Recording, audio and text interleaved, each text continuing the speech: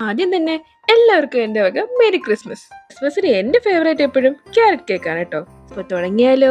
ഒരു പാനിലേക്ക് 1 കപ്പ് പഞ്ചസാര ചേർത്ത് നല്ലപോലെ മെൽറ്റ് ചെയ്തെടുക്കാം. ഇനി നന്നായി മെൽറ്റ് ആയ പഞ്ചസാരയിലേക്ക് 1 കപ്പ് വെള്ളം ചേർക്കാം. ഇനി അത് രണ്ടും നല്ലപോലെ ഇളക്കി യോജിച്ച് കഴിയുമ്പോൾ തിളച്ചോണ്ടിരിക്കുന്ന പഞ്ചസാര പാനിയിലേക്ക് 2 കപ്പ് ഗ്രേറ്റ് ചെയ്ത ക്യാരറ്റ് ചേർത്ത് കൊടുക്കാം. കൂട്ടത്തിൽ കുറച്ച് മുന്തിരിങ്ങ ചേർക്കാൻ മറക്കില്ലേ. ഇനി അതൊന്ന് തിളച്ച് ചെറുതായിട്ടൊന്ന് കുറുകട്ടെ. കുറച്ച് വെള്ളം ബാക്കി വെക്കണം കേട്ടോ.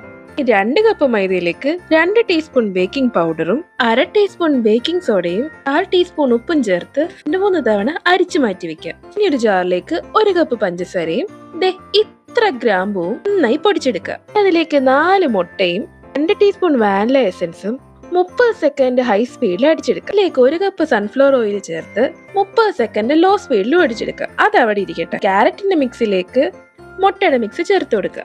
നന്നായി മിക്സ് ആയി കഴിഞ്ഞാൽ നന്നായി അരിച്ചു വെച്ചിരിക്കുന്ന മൈദയിലേക്ക് 10-15 കാഷ്യൂ ക്രഷ് ചെയ്ത് ചേർത്ത് കൊടുക്കാം. ഇനി അതും ക്യാരറ്റ് മിക്സിലേക്ക് ചേർത്ത് കൊടുക്കാം. ഒരേ ഡയറക്ഷനിൽ വേണം കേട്ടോ ഇളക്കാൻ. ഒരുപാട് ഇളക്കി ചളവാക്കരുത്. ഈ കേക്ക് ട്രേയിലേക്ക് ബട്ടർ പേപ്പർ ഇടുക. കേക്ക് മിക്സ് ചേർത്ത് കൊടുക്കാം. വേണമെങ്കിൽ മാത്രം ക്യാരറ്റ് വെച്ച് ഗാർണിഷ് ചെയ്യാം. ജസ്റ്റ് ഒന്ന് ടാപ്പ് ചെയ്തെടുക്കാം.